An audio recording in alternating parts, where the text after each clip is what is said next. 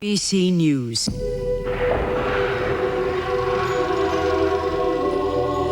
television event. 100 years in the making.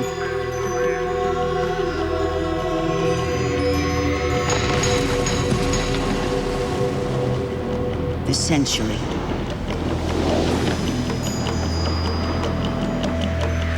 In July 1969, nearly 1 million people gathered on a steamy Florida morning, hoping to see a dream realized that's as old as man's imagination.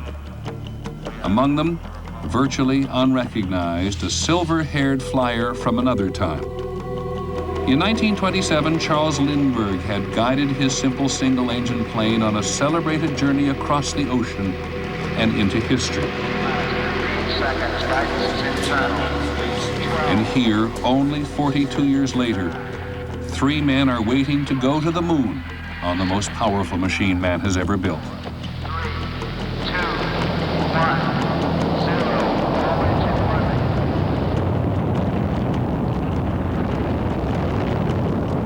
0. Lindbergh wrote later to one of the Apollo 11 astronauts, "My chest was beating and the ground shook as though bombs were falling nearby." Then a flame rose, leaving the ground behind, a meteor streaking the sky. It seemed impossible for life to exist while carrying that fire. What a fantastic experience it must have been, Lindbergh wrote, alone, looking down on another celestial body like a god of space. To be alone and then return to one's fellow man once more. Tonight on The Century, Heaven and Earth. Hello, I'm Peter Jennings, and welcome to The Century. In a few months, the 20th century will end, and it is true, more has changed in these 100 years than in the 1,000 years before. There are so many ways to explore the century. In our 12 hours over the next 2 weeks, we are going to tell you stories. On each occasion, 2 stories, which we think give added meaning to each other. In tonight's episode, Heaven and Earth, we see how the lonely journey of the 1920s pilot Charles Lindburgh led to man's journey into space. 2 tales of surprising courage, adventure, and success. In the early morning of February the 19th, 1927, the Pennsylvania Railroad's Gotham Limited was halfway across the Ohio Valley, headed east. On board, a young Midwesterner too nervous to sleep began a letter to his mother. Charles Lindbergh's mother was his closest friend. He told her he was going to New York to buy a plane, to win $25,000, he hoped, by being the first man to fly non-stop from New York to Paris. It wasn't so much the money, he wrote. It was his dream to make the world smaller through aviation. This was a great story about the New Age. This was about the birth of the 20th century in some ways. This was basically going to knit the 2 continents of Europe and North America together. An airplane was going to change the future for us. The $25,000 prize had been offered by New York hotel owner Raymond Ortigue, who was fascinated with aviation. His prize had gone unclaimed for 7 years. No one really thought flying across the Atlantic was possible. And then, in the fall of 1926, Charles Lindburgh, a restless male pilot from St. Louis, heard the news that René Fonck, the most celebrated pilot in France, would try to win the Ortigue Prize. Fonck was famous for having shot down 126 German pilots in World War I. Unlike many heroes of World War I, Fonck lacked one of the prerequisites, modesty.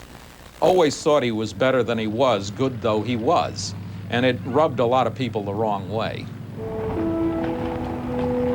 Fonck and his 3-man crew said they would make the flight in this Sikorsky trimotor. It had been proclaimed the dream plane that would launch a new era in commercial aviation. It was certainly the most expensive and the most lavish. Leather seats and wood paneling, even a pull-out bed. It was also the heaviest. As Fonck started down the runway, he shouted, "Dinner in France." But the plane was simply too heavy to go anywhere. Fonck and his co-pilot survived, but 2 of the crew burned to death. It was something of an epiphany for Charles Lindburgh. Why did one need 3 engines? Why so much weight? Why more than one person? The perfection in Lindbergh's plan was utmost simplicity. Reduce everything to its most basic elements. 1 pilot, 1 engine, 1 set of wings, and as few necessities in that plane as were humanly possible. Most people just assumed that the way to fly across the Atlantic would be with a multi-engine airplane, and that was an incorrect assumption. The 3 engines really were a waste. The 2 wouldn't really get you to safety if the 1 failed. That the extra weight was really not worth what it was. All of this is what he conceived, and really nobody else did. Lindbergh believed that the plane he'd come to New York to buy would be better. He had heard about a wonderful plane for sale called the Wright Bellanca. It had a Wright engine that was the most modern engine manufactured. A single-engine plane designed by an Italian engineer, Giuseppe Bellanca, with an air-cooled American motor for long-distance flight. There was 1 existing model in New York City. A man named Charles Lindburgh owned it. Lindbergh didn't have enough money to buy the Wright Bellanca himself, but he did get encouragement and $15,000 from several of St. Louis's wealthier citizens who he had been teaching to fly. The people Lindbergh was asking to back him, after all, were really the movers and shakers of the city. They were newspaper publishers, they were bankers, they were leading businessmen who wanted their city to, appear to be a forward-thinking kind of place. And these were people who had been interested in aviation, many of them, or who had started small aircraft companies, and their enthusiasm was quite infectious. And so, as the Gotham Limited reached the outskirts of New York, young Lindbergh's dream plane was almost his. Here was Charles Lindburgh, 25 years old. He looked 19. He was wearing actually some brand new clothes he had bought. He wanted to impress the people in New York, that he wasn't just some bumpkin from the Midwest. Almost anyone from the Midwest would find New York a bit much in the 1920s. This was a very hostile environment for him. This was too big, too loud, just too much, too many people. Here, more than anywhere else in the country, America was rushing towards the future. Charles Lindbergh grew up where leisure time had to be earned. Here there was leisure and pleasure on every corner. New Yorkers were testing the tolerance of a deeply puritanical country at every turn. Lindbergh wanted to conquer the sky. Here, what soared was the new architecture. It was to the world's tallest building, the Woolworth Building, that Lindbergh went to buy his plane. In the corporate office of the Columbia Aircraft Corporation, Lindbergh asked to see the chairman. Charles Levine was 28. He owned the Wright Bellanca that Lindbergh wanted. Levine was a self-made millionaire. His father had sold scrap iron. He was very much out to make a social splash, trying to gain quick fame somehow that might accelerate his acceptance in the society. But alas, when Lindbergh got to New York City, Mr. Levine said, sure, I've got this plane to sell, no problem at all, but who's going to fly the plane? And Lindbergh said, obviously, I'm going to fly the plane. And Mr. Levine said, I don't think so. I mean, I've never really heard of you. We basically sell planes to famous pilots, and certainly more seasoned pilots. A famous pilot in 1927 generally meant a pilot who had distinguished himself during World War I, a man with not only a lot of experience, but a certain amount of publicity. But in Lindbergh, Levine saw only a glorified delivery boy. He didn't know much about airmail pilots. In 1925, of the first 40 airmail pilots, 31 died.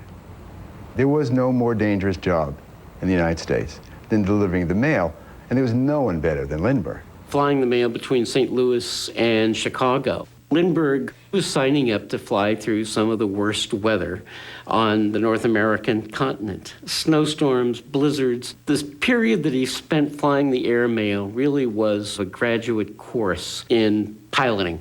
And surviving. The first time I'd heard of Lindbergh was when he was flying the mail between St. Louis and Chicago, and he had to bail out of his airplane because of bad weather. This is Charles Lindbergh actually bailing out of an airmail plane. On 4 occasions, a parachute would save him. After his unsuccessful meeting with Levine, Lindbergh went back to St. Louis on the train. My father was tremendously disappointed and outraged. I don't think it ever entered his head that anyone would think he was not qualified to fly the plane. Even before Lindbergh left New York, the pressure of competition became more apparent. The newspapers reported 2 impressive new contenders. Several other pilots had come to the same realization that Charles Lindbergh had, namely that the machinery was sophisticated enough now to make this particular flight. 2 reserve naval officers, Noel Davis and Stanton Worcester, announced that they would cross the Atlantic in a stripped-down 3-engine Army bomber. And more daunting still, Commander Richard Byrd, the first man to fly to the North Pole, announced that he would try. Byrd intended to fly the America, a state-of-the-art 3-engine Fokker. He was particularly well supported with money from a large aviation company. There were actual syndicates in some cases paying a lot of money for huge tri-motored planes that could make the trip. And by the time Lindbergh got back to St. Louis, 3 more contenders with corporate sponsorship said they would try. When Lindbergh met with his St. Louis backers, he felt obliged to tell them, "I'm behind all my competition." It was quiet in the room. He wrote in his diary, "I thought they might ask for their money back." Lindbergh was depressed. If he couldn't have the right Belanca, where would he get a plane? As we'll see in a moment, he was about to get lucky. On February the 22nd, 1927, when a disappointed Lindbergh met his backers in St. Louis, he had no real reason to be nervous. They were behind him all the way.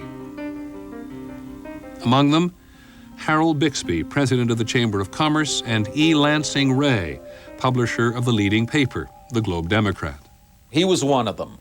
They knew of his record as a Midwestern mail flyer, and they knew what he could do. And they felt that if Lindbergh succeeded, St. Louis, which was then establishing aircraft industries of its own, could be looked upon as more than just the gateway to the West, but the gateway to the air age. They had heard about another company that was willing to sell them an airplane, that was willing to build a plane all according to Lindbergh's specifications. The company was Ryan Airlines in San Diego.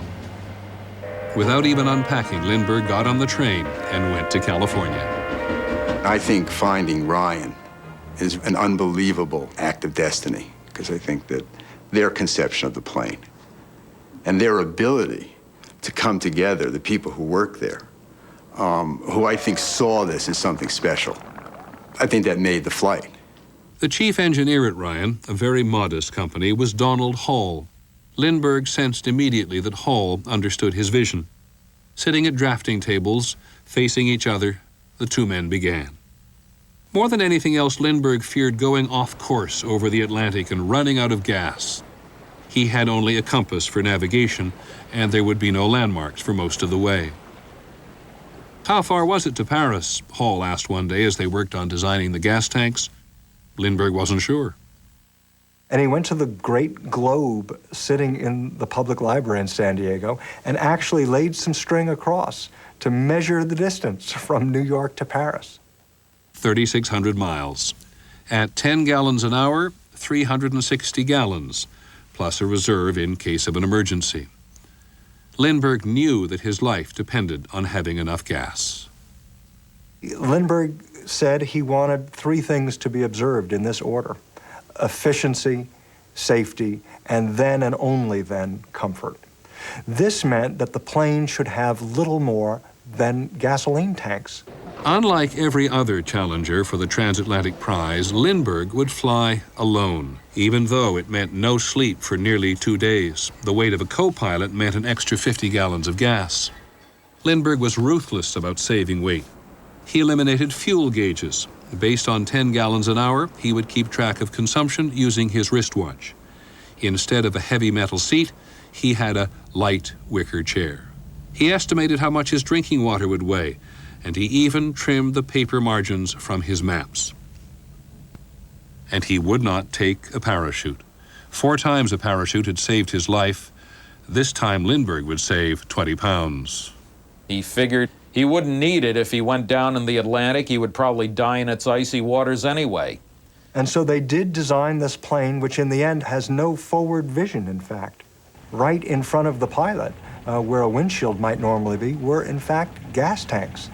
And this was going to be little more than a flying gas tank. I don't think he probably had much interest in anybody else's way of getting across the ocean. It took 6 weeks to design and build the plane. His financial backers had suggested the name. They were, after all, interested in the publicity.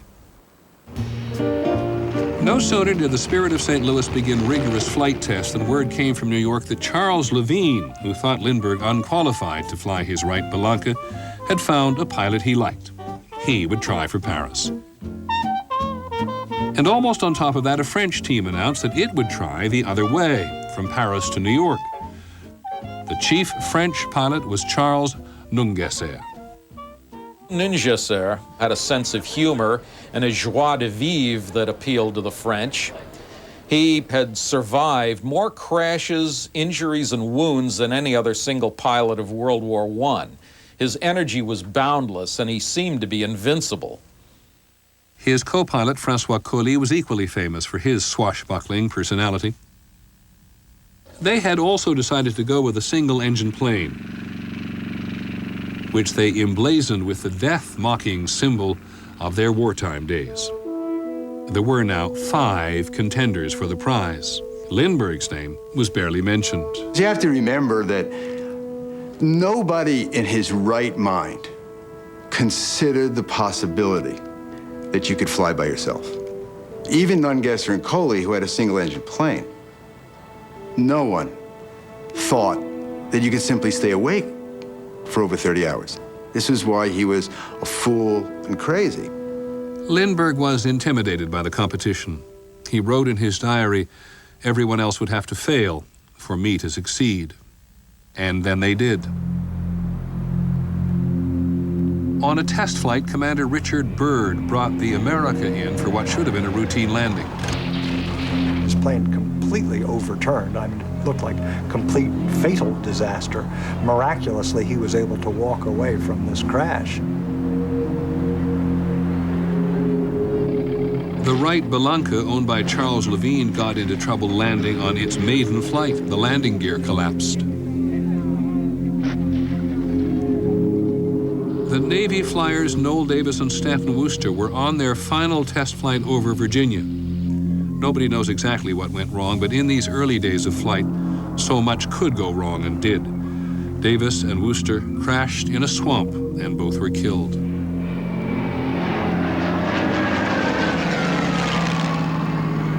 After 2 weeks of his own flight testing, Charles Lindbergh was almost ready to try for Paris when he saw the headlines. The French team of Lindburgh and Colli had taken off from Paris and were already said to be well out over the Atlantic, en route to New York. Lindburgh and Colli were the great French hope. This was going to be a glorious moment for France. It was a terrible letdown for Lindbergh, though according to his autobiography, he began immediately to think of another challenge. Lindbergh assumed that they would succeed, and he was thinking about alternative plans, the possibility of flying the Pacific. In the next few hours, the French team was said to have been sighted off the coast of Newfoundland, and then Nova Scotia, and even Boston. In New York City, people began to gather at the Statue of Liberty, hoping to catch a glimpse of history. The city prepared an official welcome. In Paris, the morning papers were reporting that the French team had already arrived. Joyful Parisians celebrated in the streets. But the Frenchmen never made it. Charles Lindburgh and François Colli disappear into the mist. They're seen leaving the French coast. Everyone assumes that this is it. These guys are going to make it.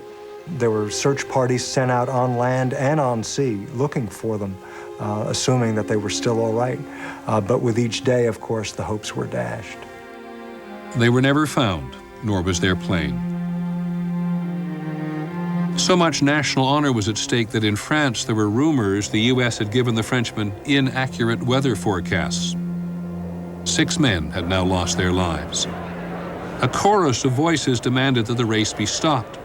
The U.S. ambassador to France, Myron Herrick, cabled Washington to say an American attempt would be inappropriate at the time.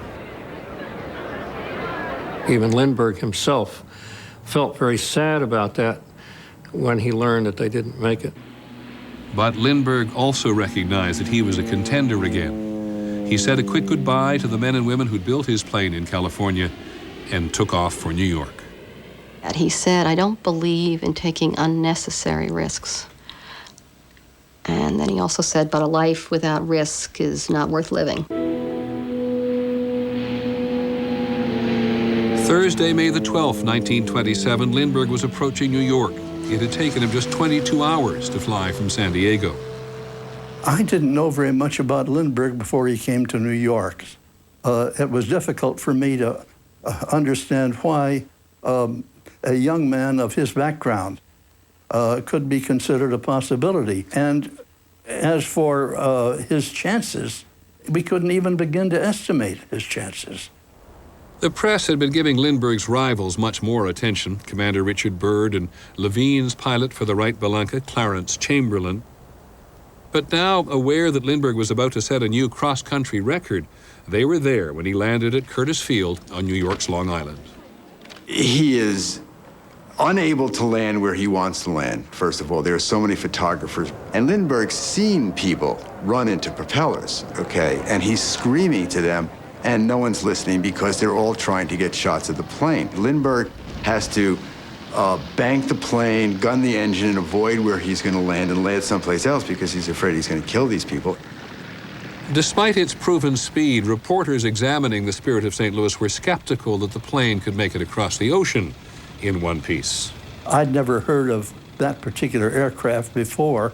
I didn't consider myself an expert on aviation, but all the publicity had been on the big aircraft that were being flown by the 2 well-known pilots.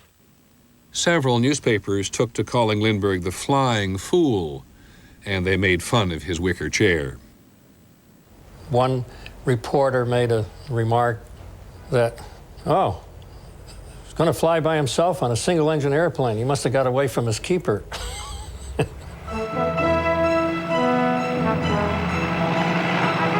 Friday the 13th, the entire press corps was now focused on what they all called the Great Race. All 3 contenders appeared ready to go as soon as there was a break in the weather. But a low-pressure system over the Atlantic kept them on the ground for the next 7 days. Lindbergh and the other pilots took rooms at the nearby Garden City Hotel. Reporters from all 15 New York newspapers believed they were on the story of the century. They really did turn this into an incredible horse race. Here was Commander Byrd, who was a bit of a peacock, and there was Clarence Chamberlain, who always wore sort of a goofy cap. But there was Lindbergh, 25 years old, impossibly good-looking. I mean, he was really more attractive than any movie star, modest beyond words, was clearly not interested in talking to the press, was literally interested in somehow performing this feat. The reporters weren't interested in an in-depth study of Lindbergh's theory of how his flight was going to go. They basically were rude, insensitive, and from Lindbergh's point of view, asked really stupid, inane questions, like, do you have a girlfriend? Are you going to take a rabbit's foot? What's your favorite pie? I think every woman in America fell in love with him a little bit. And certainly at 15, I was obviously in love with him. I think most girls did have crushes on Lindbergh for what he did and for how handsome he was. Lindbergh's hangar at Curtis Field was practically overrun by his female admirers. The boldest ones proposed marriage or asked to join him on his flight to Paris. It was all a bit much for Lindbergh. This was a boy who didn't smoke, he didn't drink, he didn't go out on dates. Charles Lindbergh was a virgin until his wedding night. Well, my father was certainly not typical of what they call the Roaring Twenties. For one thing, Lindbergh was not much for talking about himself. He was born in Detroit, but raised on an isolated farm in the Minnesota wilderness. His father, Carl Augustus Lindbergh, a rather remote figure, was a Swedish immigrant with political ambitions. In 1906, the elder Lindbergh was elected to Congress, and Charles, age 5, joined his father on the House floor for the opening session. His mother, Evangeline Land, was a high-strung schoolteacher from a prominent Detroit family. Evangeline used to come in every night, tuck him into bed, and then shake hands goodnight. Young Charles was terribly shy and had virtually no friends at school. His mother was his closest companion all the way through college. Here's Charles Lindbergh at the University of Wisconsin, living with his mother, who has moved off to be with him. And it was a little peculiar. At first, when his mother, who was living in Detroit, learned that Lindbergh was involved in this race for Paris, she was fairly resigned to it.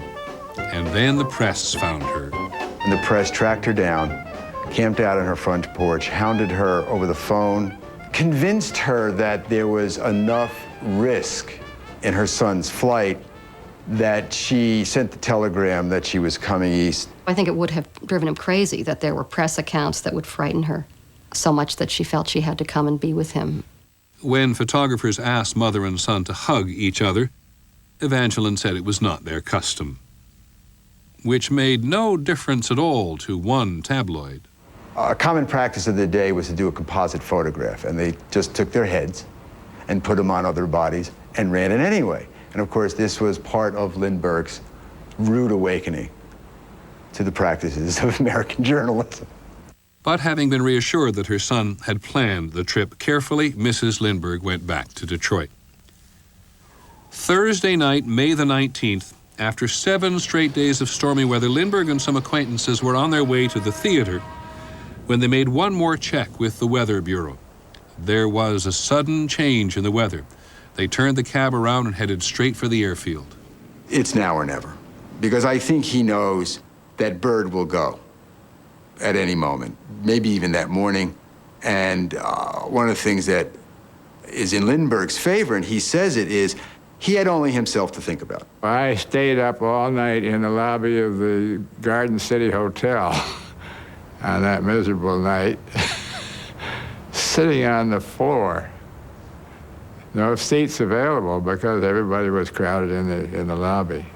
At first, the press had mocked him, but now they were cheering for him. The whole place had come alive somehow.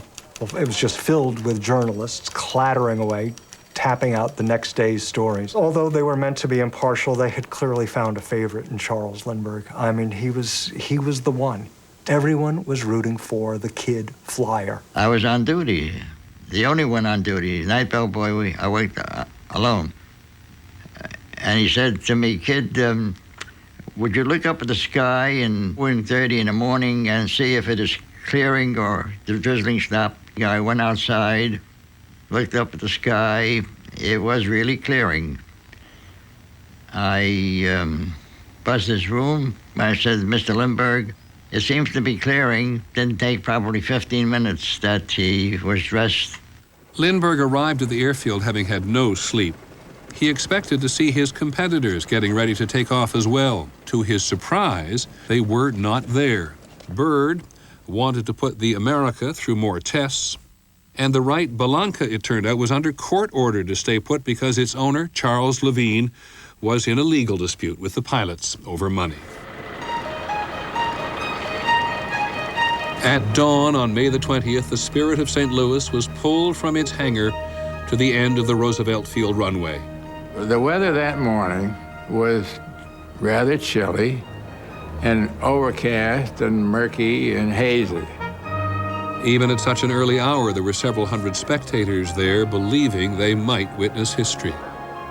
Almost anybody in the United States who read a newspaper or listened to the radio or had a neighbor knew that Charles Lindbergh was about to take flight. So we all hurried and scurried around, my mother and father, and they awakened my brother and me, And over in the dark, we went to see this takeoff. I think most of the non-aviation people out there expected a crash. They were out there to see a disaster. The Spirit of St. Louis weighed only 2,100 pounds, but it was carrying 2,800 pounds of fuel. So this will be the first time it has ever, if ever, it gets off the ground, successfully left the Earth that heavily burdened. At the end of the runway, you could see the telephone lines that loomed as a possible trap. And after 7 days of rain, the mile-long dirt runway was now muddy and soft. Lloyd's of London, which had been taking bets on who would cross the Atlantic first, would not even give odds on Lindbergh's chances. Commander Richard Byrd showed up to say goodbye, the moment captured by a Fox movie camera crew, also making history. This is the first news film ever taken with simultaneous sound. Will you go back and pick up your man? We want him up here. At 7:51, Lindbergh stuffed cotton in his ears, pulled down his goggles and shouted, "What do you say? Let's try it."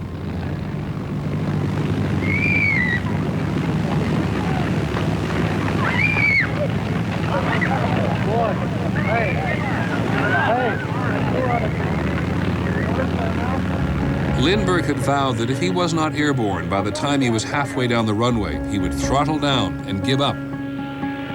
It's as though the mud is just pulling it down. It just cannot get off the ground. Each time it bounced, he had to feel whether it was ready to fly or not. At the very last moment, the plane suddenly came unglued from the earth.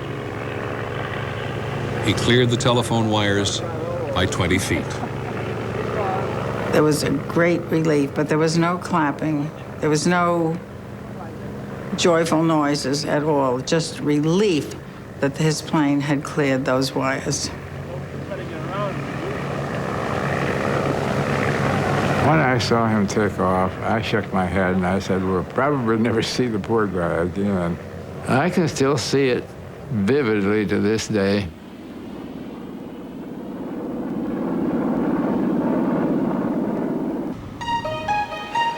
Only 200 feet up, cruising at 105 miles an hour, Lindbergh followed the New England coastline north. At Plymouth, Massachusetts, he headed out over the sea with only his compass to guide him to his next landmark, Nova Scotia, 250 miles away. This is a crucial test for him, because this is going to be a test of his navigational skills. Did he chart the trip correctly in the first place, and has he stuck to that chart? His senses dulled from not having slept the previous night. Lindbergh almost missed the fact that Nova Scotia was underneath him. How, he wondered, could he stay alert for 2 more days? He always thought that somebody else would have and could have done it, that it was the airplane and it was the planning. And yet I do think that it was his own focus and fire that made this flight successful. Beyond Nova Scotia, Newfoundland, the final cold reaches of North America. Just at dusk, Lindbergh flew low over the capital, St. John's, the last human settlement for 1,900 miles. I felt, he wrote later, like I was leaving the Earth behind. The only report was that he was sighted somewhere over Newfoundland, heading out to sea. The government wireless station at Cape Rave, Newfoundland, reported that Lindbergh passed overhead at 7 p.m. Eastern Standard Time. This was the first time that radio had ever played such an important part in any event. Everywhere, people rushed to listen to the radio. The weather is reported as poor. The radio was the only way we could keep up with the story. The newspapers were on certain edition deadlines, and there was no television. People went next door to friends' houses if they didn't have radios. I think half of America stayed home, glued to radios. You kind of held your breath, and where is he now, and what's happening? Can he possibly make it? Never has a single person been so alone in the universe. You know, even astronauts, when they went to the moon, were in some ways guided by remote control, had every heartbeat, every breath monitored by somebody down on Earth. Lindbergh was completely alone. Throughout the long night, Lindbergh struggled desperately to stay awake, leaving his windows open, hoping the cold air would help. His eyes, he said later, felt as dry as stones. When the cold air didn't work, he brought the Spirit down until she was 10 feet above the waves, and the spray could hit him in the face. Make no mistake about it, this was a death-defying deed. This was one man alone who was challenging the elements, challenging machinery, and challenging his own body.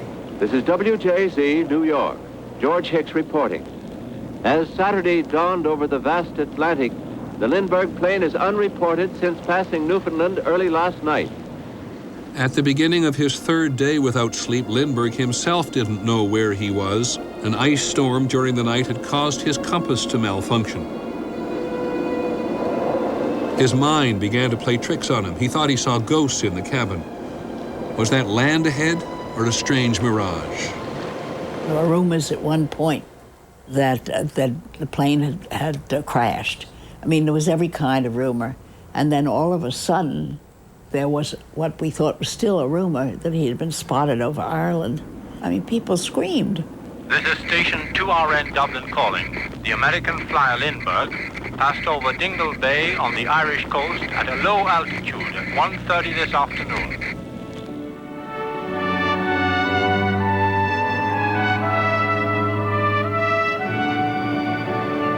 Seeing the rocky coast of Ireland, Lindbergh later wrote, "I've been to eternity and back, and I know how the dead would feel." In Paris, it was a warm spring day. At Roland-Garros Stadium, the tennis finals of the French Open were underway. I was at the Roland-Garros Stadium in St. Cloud. The stadium was packed, and all of a sudden, word began to go through the people at the stadium like wildfire that there was a fellow flying the Atlantic.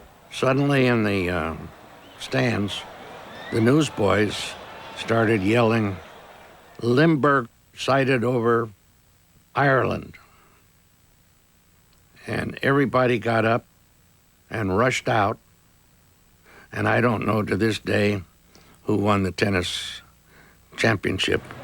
By bus, by taxi, by whatever means they could find, people began to leave Paris, heading towards Le Bourget, the city's airfield. I was a student. We thought we'd visit England and France. We wound up our tour in France. And there we learned at the time that Lindbergh was due to come and land at Paris. That was the coincidence that made the pride and joy of my life. You can't imagine how tiny Le Bourget Airport was and how little the roads were. Getting there, they were jammed and packed, and it was all on rumor, on speculation. It seemed such a highly improbable, even impossible thing. People were intrigued by it. And the tops on the cab slid open at that time, and everybody had bought a bottle of something, and we were all drinking and exchanging bottles and so forth. Ici Radio Paris. Un bateau pêcheur près de Cherbourg vient de nous informer. A French radio report now put Lindbergh just 3 hours from Paris. L'aéroplane de Lindbergh est arrivé à la côte de France à 3 heures de distance de Paris. The excitement got greater and greater, and the party began. There was literally dancing in the streets of Paris. This was, well, it was certainly the most exciting night in Paris since the end of the Great War.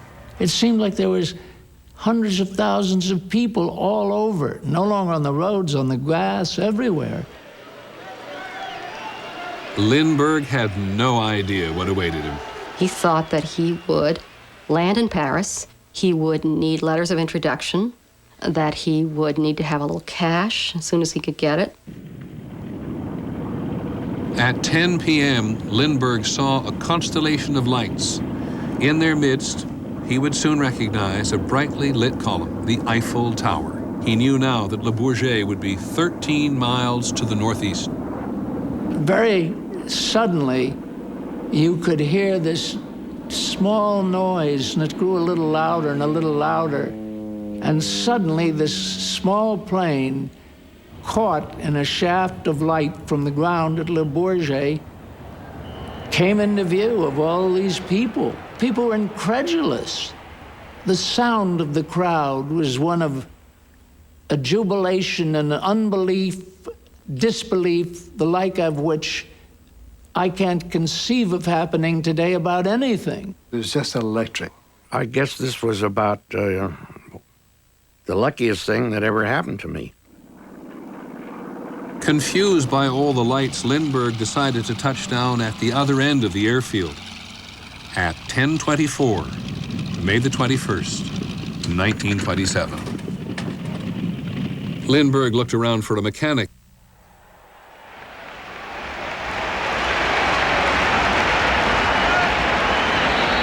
What he saw was a human tidal wave.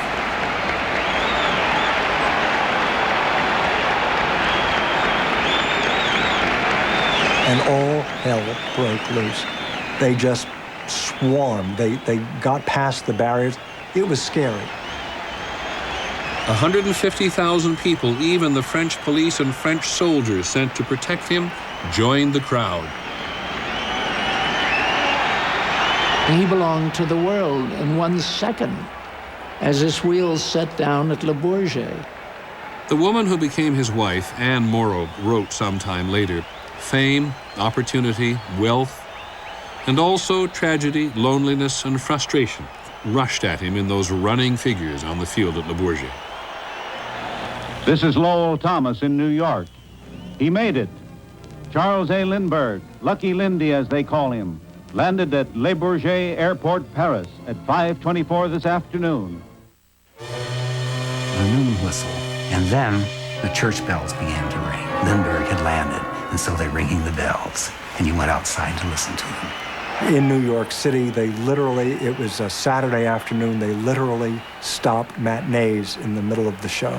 Whistles began to go off, horns honked, traffic stopped. It was just pandemonium. F. Scott Fitzgerald wrote, a young Minnesotan who seemed to have nothing to do with his generation did a heroic thing. And for a moment, people set down their glasses in country clubs and speakeasies and thought of their old best dreams. Back at the airfield, Lindbergh, under siege, wasn't sure if he was in a dream or a nightmare.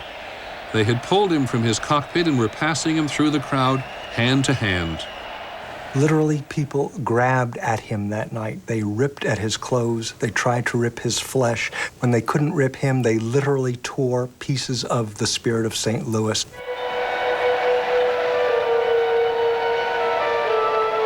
At the American Embassy the next afternoon, Lindbergh awoke from a long sleep. 1 million people packed the streets for just a glimpse of him. At his side was his host, the U.S. Ambassador, Myron Herrick. Here was the very best thing that had happened since the end of a devastating war. Here there was hope to be celebrated. Lindbergh had wanted to see Europe, but America was impatient to see him. President Coolidge sent the USS Memphis to bring him home. This is Rail McNamara speaking from Washington, D.C. Here's the boy. He's come forward awfully nice. His mother is following. That's the moment that literally grown men stood there and began to cry. Because this mother was reunited with the boy the world thought she might never see again. New York's ticker tape parade was extraordinary. 4 million people showed up, 2 out of every 3 New Yorkers.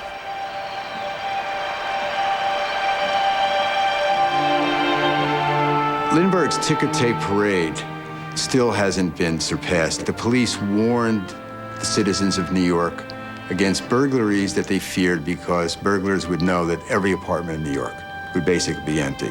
The parade that went down Broadway, the people went wild. They were throwing things out of windows, telephone books. Why half the people weren't killed, I don't know. In some cases, people were reading more into Lindbergh than actually existed.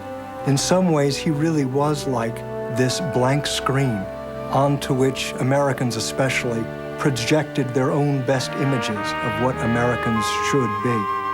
He was, in an instant, the 20th century's first enormous celebrity. Lindbergh got 4 million letters, 10,000 marriage proposals. Businesses offered him millions of dollars. he turned them down. I think my father, with those wings, represented and carried America for us. And everybody felt part of that flight and part of his life. He wasn't doing it for the vanity. He wasn't doing it for money. He wasn't doing it for fame.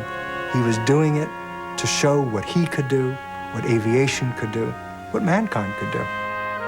Charles Lindburgh, the reluctant hero. Lindbergh's celebrity would haunt him for the rest of his life.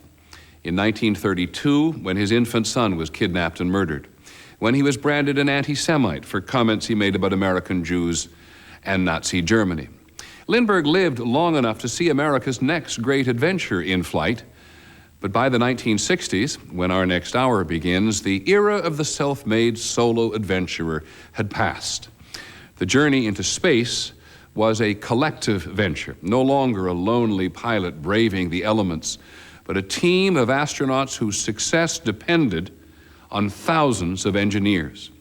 When those engineers first heard the presidential challenge to go to the moon, they were stunned, and it's their story we tell tonight. I believe that this nation should commit itself to achieving the goal before this decade is out of landing a man on the moon and returning him safely to the earth. I thought that was the dumbest thing I'd ever heard of in my life, because we did not have the facilities, we did not have the rocket engines, we did not have the life support systems, we didn't have the entry systems. Many of the engineers in America's struggling space program were stunned by the president's proposal. Kennedy's commitment meant sending men 240,000 miles out into space. I couldn't believe it. I said, what, we're going to the moon? God, that's quite an undertaking, you know.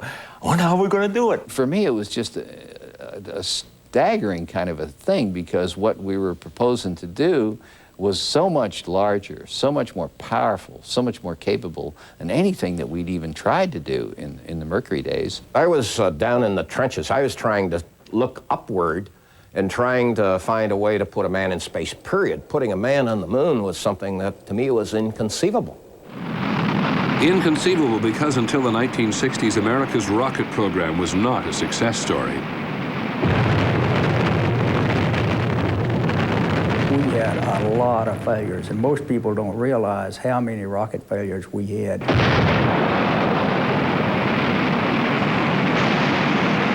until about 1960, over half of them failed in very, very spectacular kind of ways. Astronaut John H. Glenn Jr. goes into final rehearsal as the day approaches for America's first manned orbital flight, a flight that should put the United States on even terms with the Soviet Union in the space race. In February 1962, when John Glenn waited to launch in Friendship 7 on top of an Atlas rocket, NASA's rocket team knew only too well that during the previous tries, the Atlas had worked 3 times and failed twice. 2 of the 5 previous Atlases had failed, Mercury Atlas 1 and 3. Didn't get the job done, so when we launched John Glenn, we didn't know whether we'd have the 3rd bad one or the 4th good one. Think about an Atlas rocket, which is full of a couple of 100,000 pounds of super cold liquid oxygen and kerosene. I mean, it's basically a bomb ready to go off at any moment. John Glenn's famous joke was he looked around and thought about the fact that everything was built by the lowest bidder. Godspeed, John Glenn. Kilo 102, 101, oxygen 78, 100, amp 27. Roger, 7. You have a go with me. Roger, 0G, and I feel fine. Capsule is turning around. Oh, that view is tremendous. There's been nothing like it in history. 35 years ago, Gotham went wild over Lindbergh when he returned from his solo hop across the Atlantic. And there have been many wild receptions to returning heroes since. But today tops them all. As Colonel John H. Glenn... America was delighted with its newest space hero. But to get to the moon, NASA had to build a rocket 25 times as powerful as the one that took up John Glenn. Kennedy saw a prototype of this new rocket when he visited the Marshall Space Flight Center in Huntsville, Alabama. The entire Apollo program depended on developing a moon rocket called the Saturn. In the last 24 hours, we have felt the ground shake and the air shattered by the testing of a Saturn C-1 booster rocket, many times as powerful as the Atlas which launched John Glenn.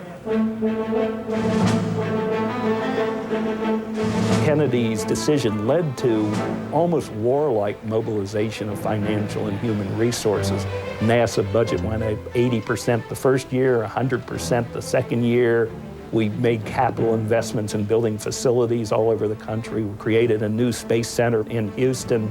So this was a really peaceful equivalent of a war campaign to get this done. Nothing was more important than creating the massive Saturn rocket. It was huge. The design of the engines, you know, were beyond state of the art, let's say. It was tremendous. I mean, you cannot appreciate that till you see the size of a man stacked up against that whole thing. But very quickly, the Saturn program fell behind schedule. And in 1963, an engineer named George Miller was put in charge of the manned flight program.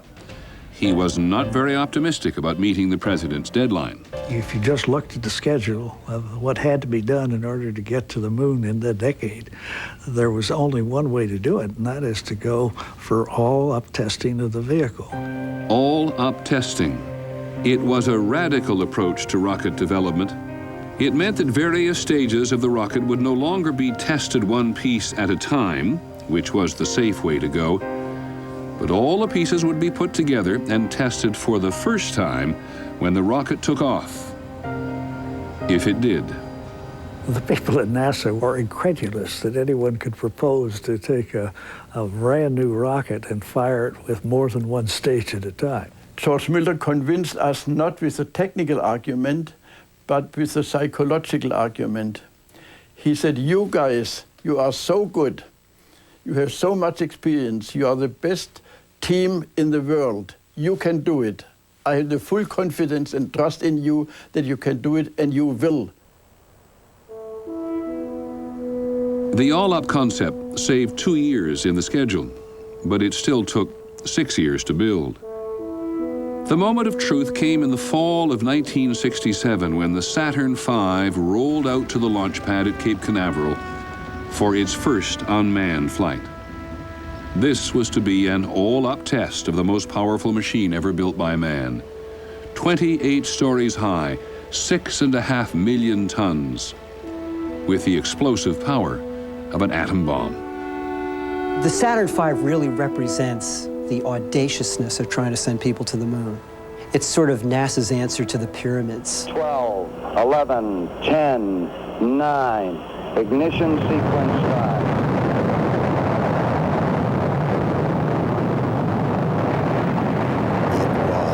Explosion of light and of color that was mammoth.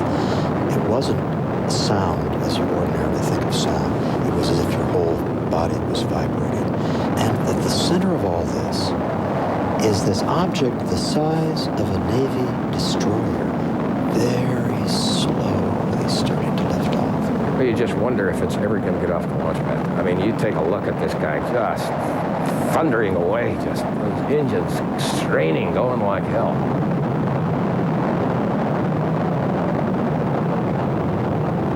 The fact that it could lift 7.5 million pounds from a dead standstill to 10 times faster than a .30-06 rifle bullet in less than 10 minutes. Now that's an amazing machine. This was at once extraordinary violence and at the same time utterly controlled violence. You're standing there watching this rocket leave the ground and this fire coming out the back of it, and it's all happening in this eerie silence. And then, just as the rocket starts to clear the tower, the shockwave, the sound hits you, and it is the loudest thing you've ever heard.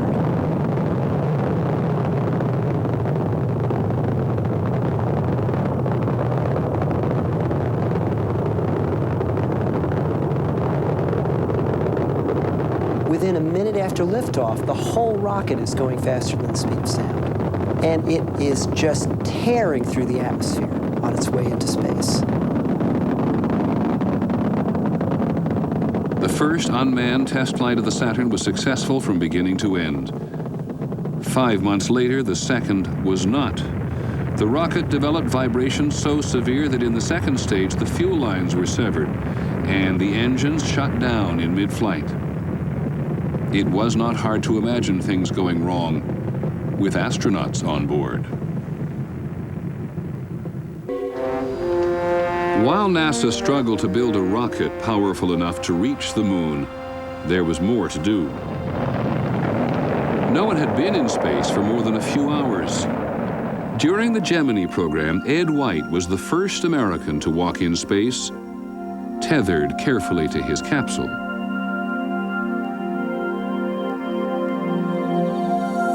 In a lot of ways, Gemini now looks like the sort of barnstorming era of spaceflight because people were trying really amazing things. I mean, they were going up there and docking two ships together, and then one guy would go outside and attach a tether from one to the other, and then they'd see if they could undock and get the two ships spinning just to create artificial gravity as an experiment. A moon mission depended on successfully having two spacecraft rendezvous and dock in orbit. In December 1965, Gemini 6 and 7 showed that rendezvous was possible. They maneuvered to within a few feet of each other. Right now, 6 is about 10 feet above and to the left of 7. We're just flying a nose to nose. 3 months later, Neil Armstrong and Dave Scott docked their Gemini 8 capsule with an Agena rocket. Just for your information, the Agena was very stable, and at the present time we're having no noticeable oscillations at all. But then things began to go wrong. It looked like a perfect mission. Here they were, they'd accomplished the very first space docking.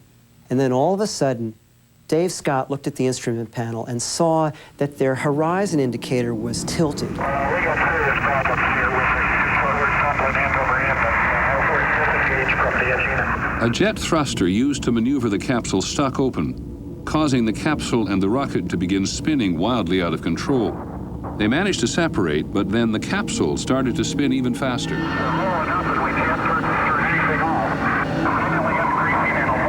The Earth and the Sun were spinning past the window, and it got to the point where Dave Scott has said that he was starting to experience tunnel vision, and that's a sign that the G-forces were becoming intolerable. If they had not gotten it under control, I would say within the next few minutes maybe, they would have lost consciousness. Armstrong's skill as a test pilot saved the mission, but NASA engineers were shaken. This was a reminder of how dangerous space could be. And then 3 astronauts, Gus Grissom, Ed White, and Roger Chaffee, the crew of Apollo 1, died on the launching pad, trapped inside their capsule when fire broke out. These were the first fatalities of the whole program, and it was a serious blow.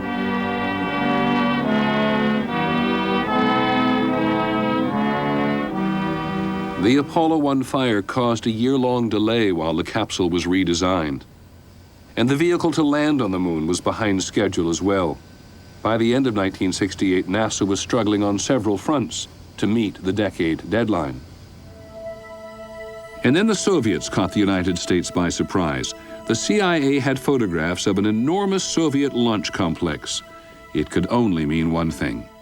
They were highly classified photographs, and it was sort of suspenseful because we had to go inside of a glass cage that was inside of a room within NASA. The CIA had produced solid intelligence that the Soviets were going to try to circumnavigate the moon before the end of '68. We were impressed. I mean, it meant that they weren't fooling around. They were going for the brass ring too. No question about it. The most recent photograph showed a Soviet rocket even bigger than the Saturn V, already on a launch pad. It was time for NASA to make a very bold decision. On December 21st, the Saturn V will place the spacecraft into a 100-mile orbit around the Earth. But instead of testing Apollo 8 in the Earth's orbit as planned, they would try to fly it all the way around the moon. The last stage of the Saturn V will reignite, placing the spacecraft on a trajectory that will lead it out to the moon. For the first 10 seconds or so, I thought, this is the craziest thing I've ever heard. But then immediately I thought, what a challenge, you know? And it's obviously the right thing to do. It holds the schedule. The lunar module was not going to be ready for the next flight.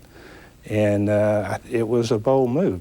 Such a bold move that the astronauts on Apollo 8 would be the first to fly on the redesigned Saturn rocket. There was no time for any more test flights. If there was a single most difficult decision to make in that program, it was deciding to launch 3 people around the moon after having the second Saturn V fail to carry out its mission completely. This was going to be an all-up test all the way to the moon. Engineers have called Apollo 8's plan to orbit the moon 69 miles above its surface the most daring mission of all.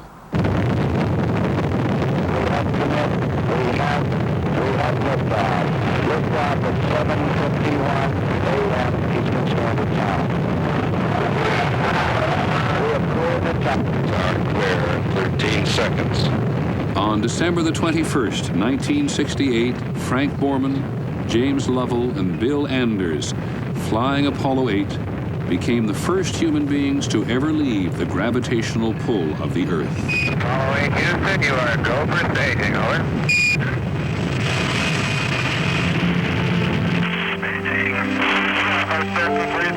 The moon at the time of Apollo 8 was 230,000 miles from the Earth.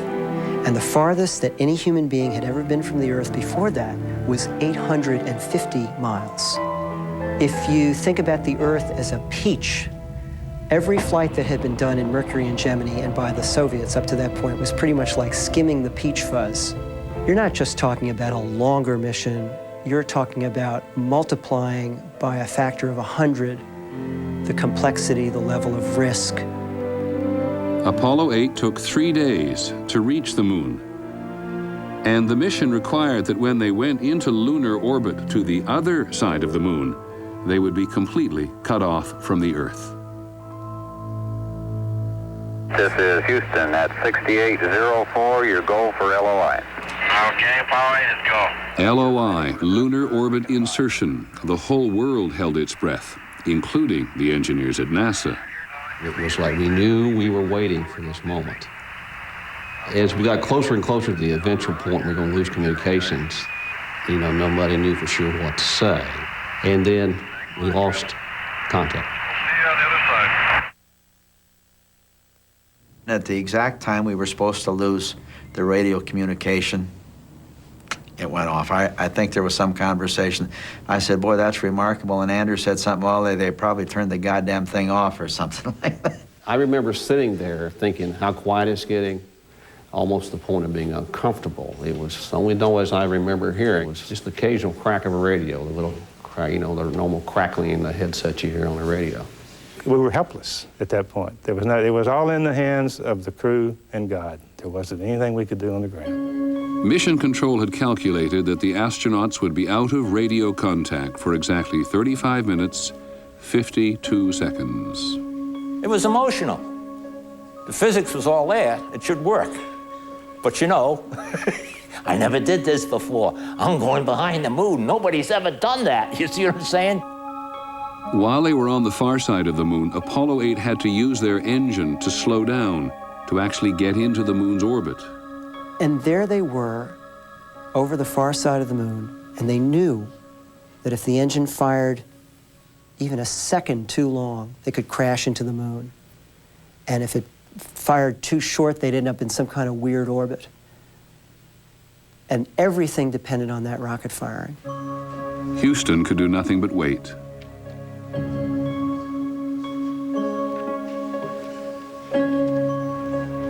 Then we started to get the crackle of the voice just about the time that we calculated it should come around the corner if the burn went perfectly well.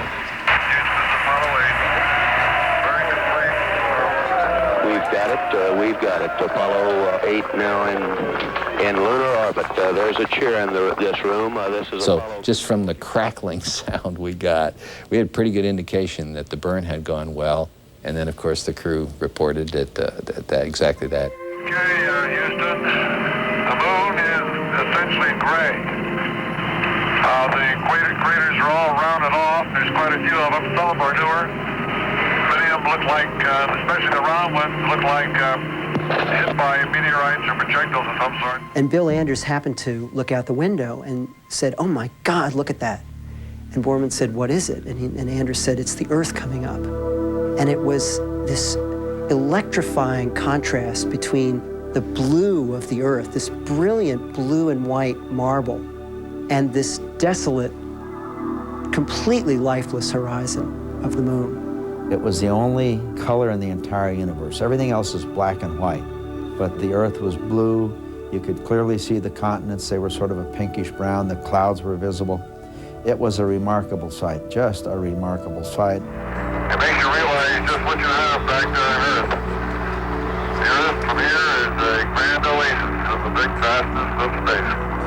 Right, and of course it was Christmas Eve, and so all of our thoughts were back there anyway with our families and with the people we held dear back on Earth. We went there to see the moon, I thought, and most of the spectacular things I saw were about seeing the Earth from that vantage point. The beautiful blue against the dark black, and the fact that the Earth looks small and fragile. And from the crew of Apollo 8, we close with good night, good luck, a Merry Christmas, and God bless all of you on the good Earth. It was a very moving moment. And now, given the presidential challenge, there was only 1 year left to land on the moon and get home again. January 1969, only a year left to meet President Kennedy's pledge to put a man on the moon by the end of the decade. Apollo 8 had been around the moon. The last great challenge was landing on the surface. To do this, NASA designed a highly specialized space vehicle. The lunar module, or the LEM, was NASA's most unusual vehicle because it was the world's first true spaceship, designed to fly outside the Earth's atmosphere. It looked like a contraption. And this contraption had 4 landing legs with great big pads, shock absorbers. It had ladders.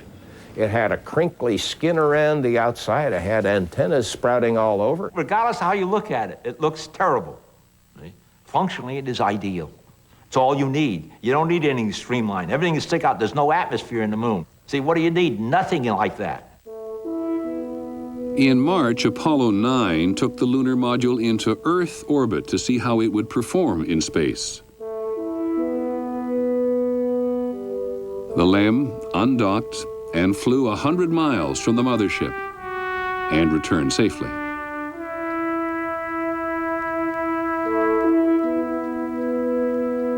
Apollo 10 in May was a full-scale rehearsal for the lunar landing.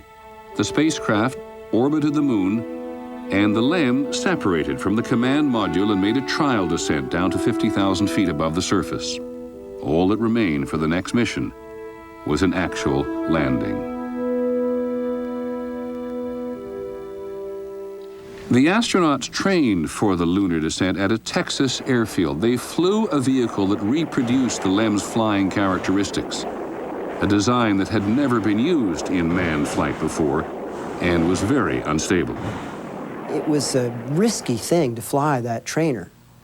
One day in 1968, Armstrong was flying an early version, and he was practicing a landing, and it began to gyrate wildly. He was just reaching for the ejection handle when the automatic system kicked in and fired him up and away from the trainer.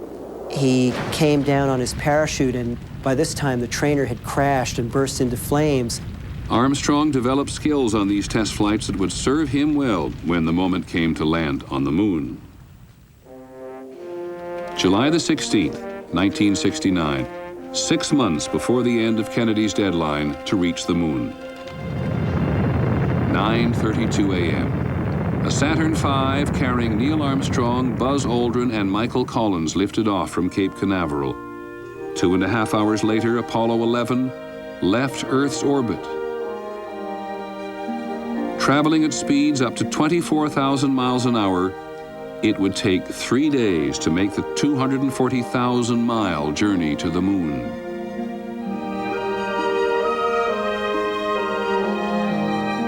Four days into the flight, on the afternoon of July the 20th, with the Apollo in moon orbit now, Hello, Eagle, Houston, we're standing by, over. the lunar module separated from the mothership. Houston, we see you on the steerable, over. Roger, Eagle, contact. Roger, how does it look? The Eagle has wings. Roger. Neil Armstrong and Buzz Aldrin descended towards the moon's surface. Okay, all flight controllers, go for landing. Retro. Go. Fido. Go. Guidance. Go. Control. Go. Telcom. Go. GNC. Go. Ecom. Go. Surgeon. Go. Capcom, we're go for landing. Altitude 4,200. Houston, you're go for landing, over. The landing on the moon is a race against the clock in the sense that you're trying to get down, and the whole time you're running out of fuel. We're go, flight. Okay, we're go. We're go. It was a controlled fall. The LEM had enough fuel for one attempt, and if they burned that fuel too quickly, they'd crash. Coming down to 23. Armstrong noticed that the LEM was about to overshoot its landing point and was heading directly for a field of boulders. Armstrong switched to manual control and quickly performed an evasive maneuver. He then flew 5 miles across the lunar surface, searching for a landing spot that was smooth. 100 feet, 3.5 down, 9 forward. There's looking good, down ahead. 60. Roger. 6 forward. 60. We give the crew a 60-second call. 60 seconds. Lights on. It's still obvious they're still above the surface, and they're scooting horizontally, trying to find a landing point. Picking up some dust. We get now down to 30 seconds fuel remaining call, and you're now starting to realize this is a horse race. It's going to be close right to this last second. 30 seconds. 30 seconds. Forward. Contact. And it then takes a second to realize the crew is actually going through the shutdown sequence. Houston, Tranquility Base here. The Eagle has landed. Roger, Tranquility. We copy you on the ground. You got a bunch of guys about to turn blue. We're breathing again. Thanks a lot. And we had somewhere about between no less than 7, no more than 17 seconds of fuel remaining at the time we shut these engines down. And we're getting a picture on the TV. You got a good picture, huh? Roger, we copy. It's a pretty good little jump. And all of a sudden, you could see on the television, it wasn't a very clear picture, but you could see motion. And then finally you could identify legs coming out. And you could see the whole body go down. I'm going to step off the limb. And then you could see the actual step on the moon. That's one small step for man, one giant leap for mankind. It was just an absolutely glorious, unbelievable moment.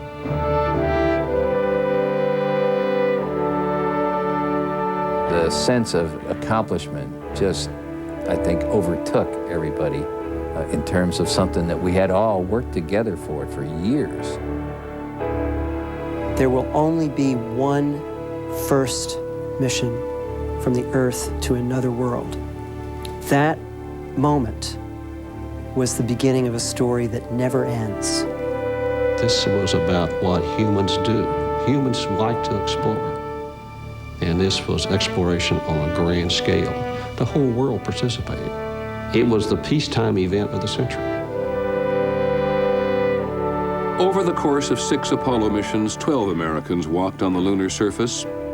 They spent 80 hours driving the lunar buggy to distant craters and mountains, conducting scientific experiments. They brought back to Earth 836 pounds of rock and soil. It was indeed a giant leap for mankind, but it was only the beginning.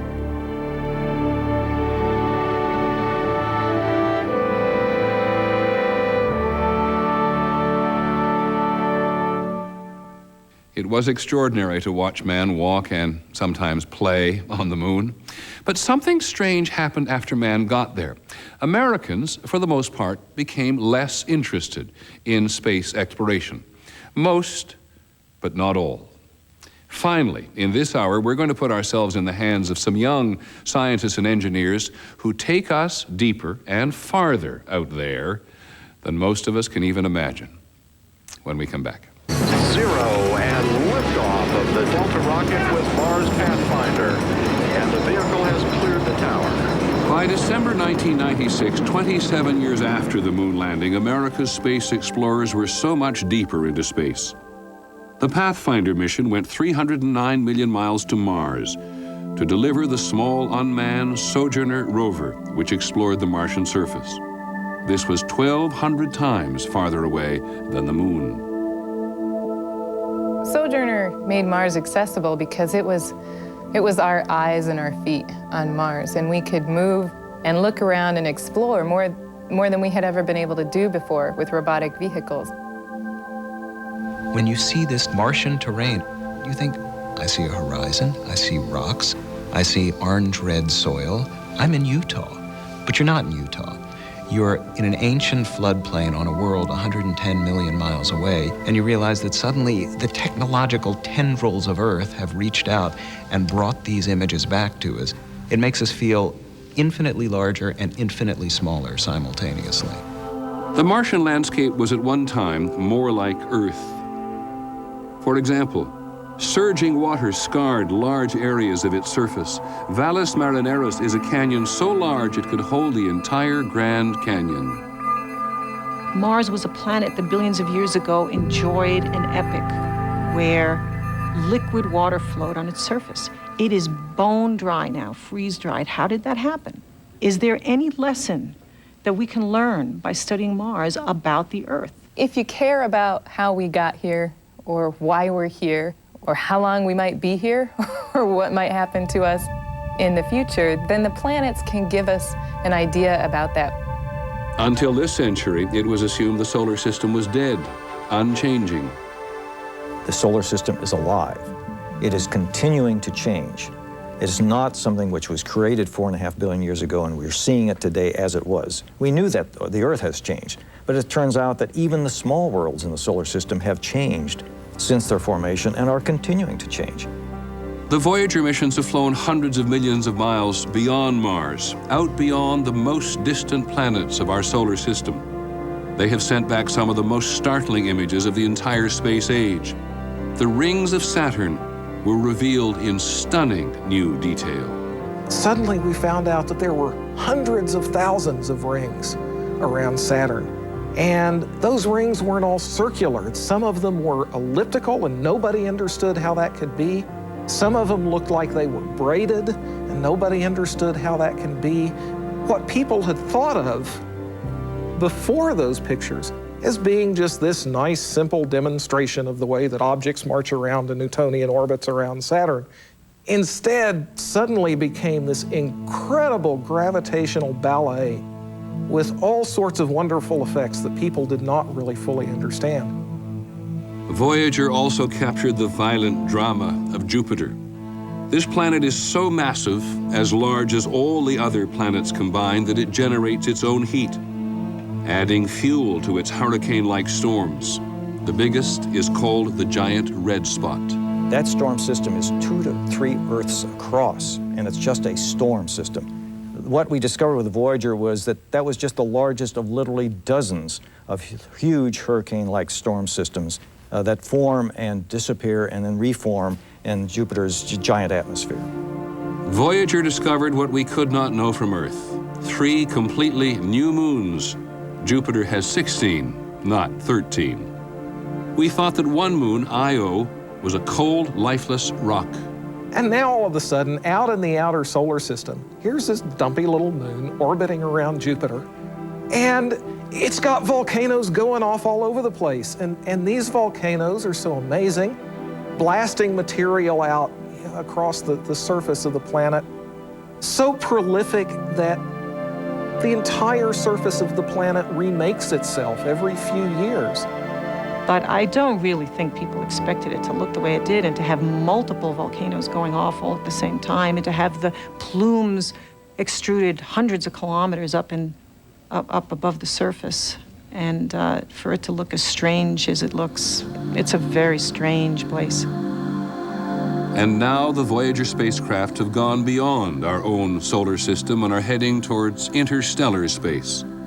Out there between the stars, NASA believes they'll report back what they can for perhaps another 15 or 20 years.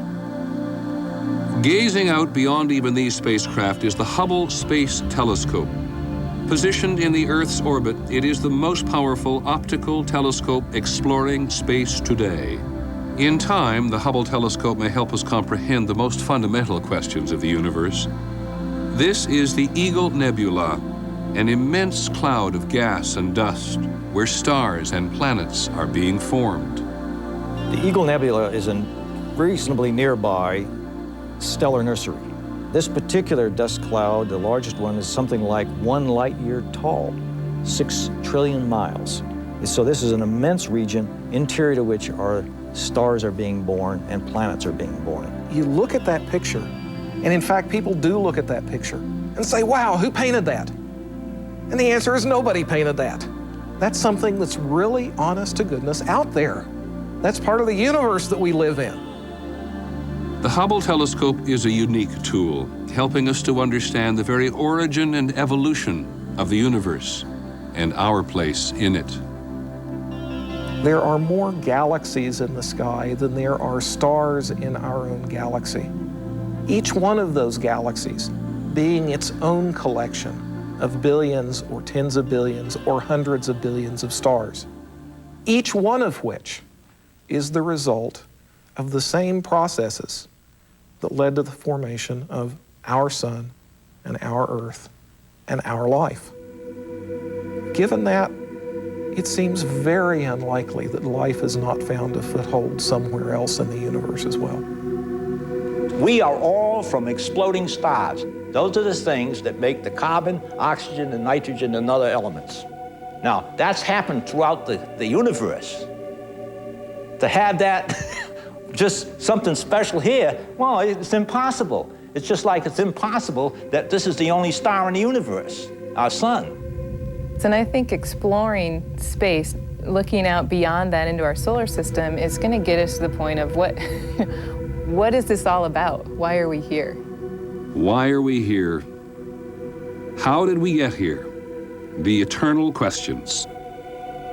The first step on the moon, as awesome as it seemed at the time, only encouraged us to go farther.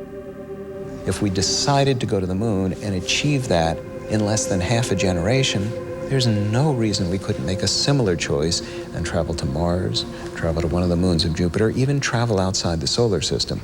Apollo gave us confidence. I believe that we have to find some way to express ourselves as a world, and I believe that is through the continuing process of exploration and discovery. We're about to enter a new millennium in which we can say with confidence that people will walk on other planets, and they might even go to other stars. And as long as humanity exists, we'll be going out into space. 40 years after President Kennedy launched America on a voyage of discovery, there is no turning back. Just as the Renaissance changed forever humankind's perspective of itself, the space age is also changing forever our perspective of ourselves.